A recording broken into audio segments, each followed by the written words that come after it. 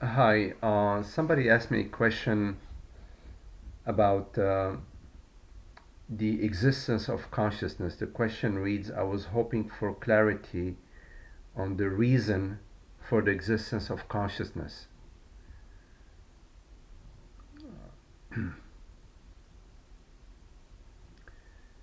So, first, it's important to clarify that consciousness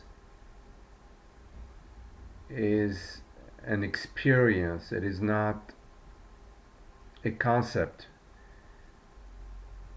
So, the experience of consciousness is the experience of yourself, that you are not what you imagine yourself to be. We all have different experiences. We live in different locations. We have different parents, different gender, different history, different perceptions, meaning we perceive different experiences. But we are, although our experiences are different, what we are at the core, at the substance, at the source, is this aware presence, this consciousness. It's like the metaphor of a screen. We are the screen, but the screen can project images, infinite images. But irrespective of whatever images are projected on the screen remains the screen. So consciousness is the experience of this borderless and universal presence, which is revealed to you once your imagination of what you believe you are dissolves. Once your belief systems in being a male or female, or your history, once your identification with your history and with the I thought dissolves, then the experience of consciousness, experiencing itself, knowing itself, is revealed. And it's revealed as peace and happiness. So the question is, what is the reason for the existence of consciousness? It is for the celebration. It's for the joy, the peace and the happiness, the revelation, the sense of awe, which are the qualities of consciousness.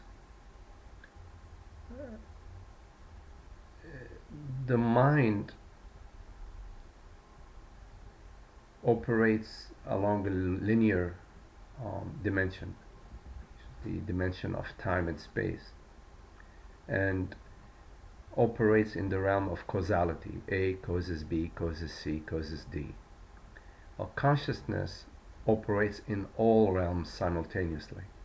It does not operate in just the realm of time and space, in the linear realm. It operates in the vertical realm, meaning in the entire infinity of the horizontal realms simultaneously.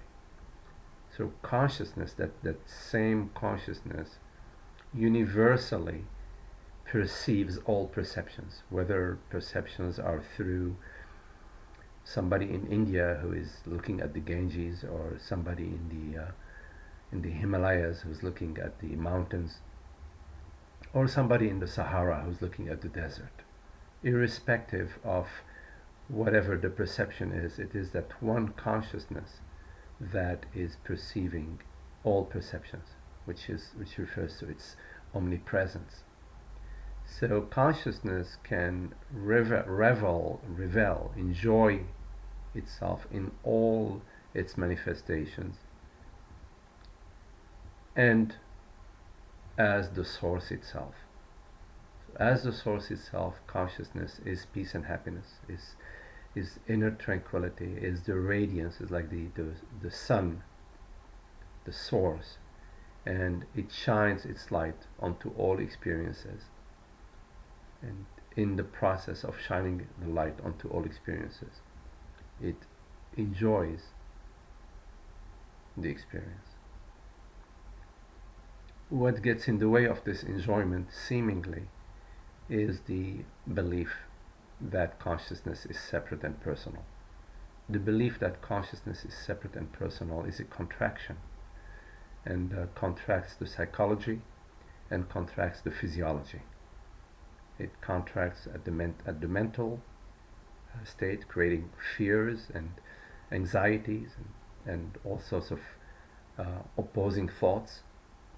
And at the feeling state, at the body level, at the physiology, it creates a sensations that are contracted.